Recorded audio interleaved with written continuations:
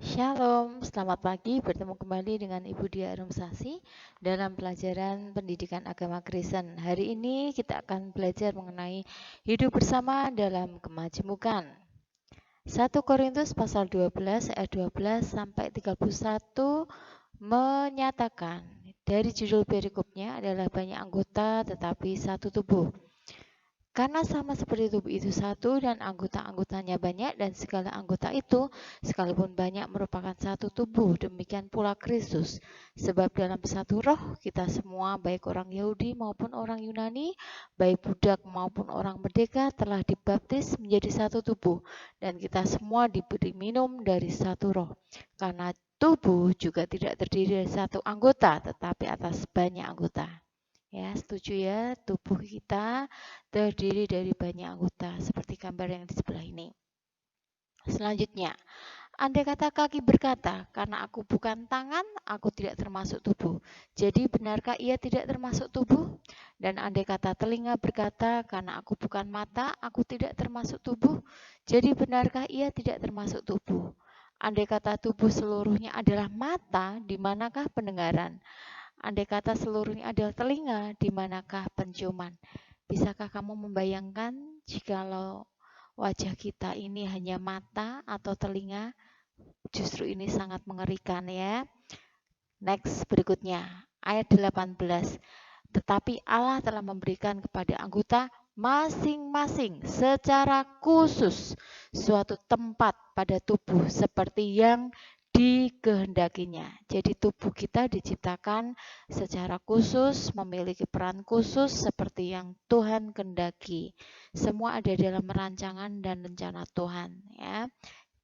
Kemudian ayat selanjutnya, andai kata semuanya adalah satu anggota, di manakah tubuh? Memang ada banyak anggota, tetapi hanya satu tubuh. Jadi mata tidak dapat berkata kepada tangan, aku tidak membutuhkan engkau. Dan kepala tidak dapat berkata kepada kaki, aku tidak membutuhkan engkau. Jadi dari konteks Alkitab yang kita baca ini, kita di sini tahu bahwa anggota tubuh ini saling terikat dan saling membutuhkan satu sama lain. Sehingga di sini kita tahu bahwa tidak ada yang paling penting di antara tubuh kita. Semua memiliki peran yang secara khusus diciptakan Tuhan sesuai dengan kehendak Tuhan. Ayat 22. Malahan justru anggota-anggota tubuh yang nampaknya paling lemah yang paling dibutuhkan. Ya, jadi kita seringkali mengabaikan ya, menganggap bahwa tidak terlalu penting anggota tubuh itu kayaknya nggak kelihatan paling lemah, tetapi justru di sini Allah memberi penghormatan yang sama bahwa anggota yang paling lemah pun itu adalah sesuatu yang dibutuhkan, sesuatu yang tidak terlihat itu Tuhan memberi sebuah rancangan khusus sehingga dia berfungsi secara baik ya. Ini ada satu contoh ya, saya punya kuku ya. Ini rasanya kita jarang sekali memperhatikan ya, tapi pernah suatu ketika kuku saya lepas ya. Aduh sakitnya nggak karuan ya. Oke, jadi itu suatu hal yang sangat-sangat nyata bahwa Tuhan menciptakan tubuh kita itu dengan peran yang sangat khusus ya, sehingga kita nggak boleh mengabaikan sesuatu yang lemah. Ya, ayat selanjutnya. Dan kepada anggota-anggota tubuh yang menurut pemandangan kita kurang terhormat, kita berikan penghormatan khusus dan terhadap anggota-anggota kita yang tidak elok, kita berikan perhatian khusus. Allah menghendaki bahwa kita tetap memperhatikan anggota tubuh yang rasanya paling lemah dan tidak patut kita perhatikan rasanya ya. Hal itu tidak dibutuhkan oleh anggota-anggota kita yang elok. Allah telah menyusun tubuh kita begitu rupa sehingga kepada anggota-anggota yang tidak mulia diberikan penghormatan khusus. Ya. Yeah. Ayat 25, supaya jangan terjadi perpecahan dalam tubuh, tetapi supaya anggota-anggota yang berbeda itu saling memperhatikan. Karena itu jika satu anggota menderita, semua anggota turut menderita. Jika satu anggota dihormati, semua anggota turut bersukacita. Kamu semua adalah tubuh Kristus dan kamu masing-masing adalah anggotanya ya. Jadi firman Tuhan ini memberi gambaran yang jelas anggota tubuh kita ini bagaikan ya. Kita adalah anggota-anggota dari tubuh Kristus itu sendiri, sehingga kita harus saling memperhatikan. Ya, ayat 28. Dan Allah telah menetapkan beberapa orang dalam jemaat, pertama sebagai rasul, kedua sebagai nabi, ketiga sebagai pengajar. Selanjutnya mereka yang mendapat karunia untuk mengadakan mujizat, untuk menyembuhkan, untuk melayani, untuk memimpin, dan untuk berkata-kata dalam bahasa roh. Adakah mereka semua rasul atau nabi atau pengajar? Adakah mereka semua mendapat karunia untuk mengadakan mujizat? Atau untuk menyembuhkan, atau untuk berkata-kata dalam bahasa roh, atau untuk menafsirkan bahasa roh.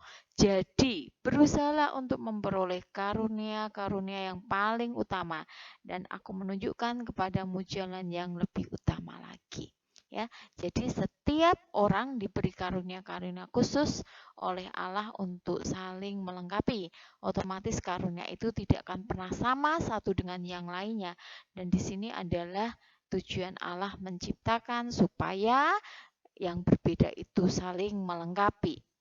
Dari Filipi pasal 2 ayat yang kedua sampai dengan ayat yang keempat. Karena itu sempurnakanlah sukacitaku dengan ini. Hendaklah kamu sehati sepikir dalam satu kasih, satu jiwa, satu tujuan.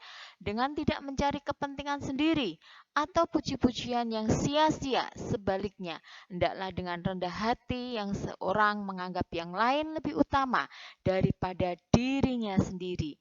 Dan janganlah tiap-tiap orang hanya memperhatikan kepentingannya sendiri, tetapi kepentingan orang lain juga.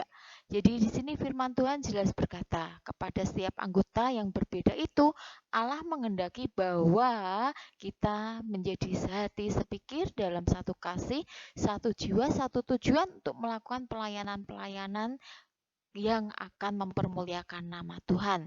Dan di sini kita jelas diberi perintah supaya kita memperhatikan kepentingan orang lain. Kita harus mematahkan dan membunuh ego kita sendiri.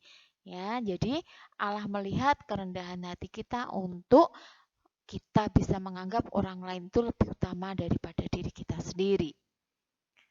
Nah, bagaimana kita menyikapi kemajemukan dengan benar? Tuhan memberi teladan dan contoh yang sangat nyata. Yang pertama, dari semua ayat yang kita baca tadi, bahwa kita bersyukur bahwa perbedaan yang ada itu kita gunakan untuk saling melengkapi. Ya, ayatnya sudah kita baca tadi. Yang kedua, kita berpegang teguh pada iman Kristen, Roma pasal 12 ayat yang kedua. Jadi sekalipun kita berbeda, kita tetap teguh dalam iman kita, ya.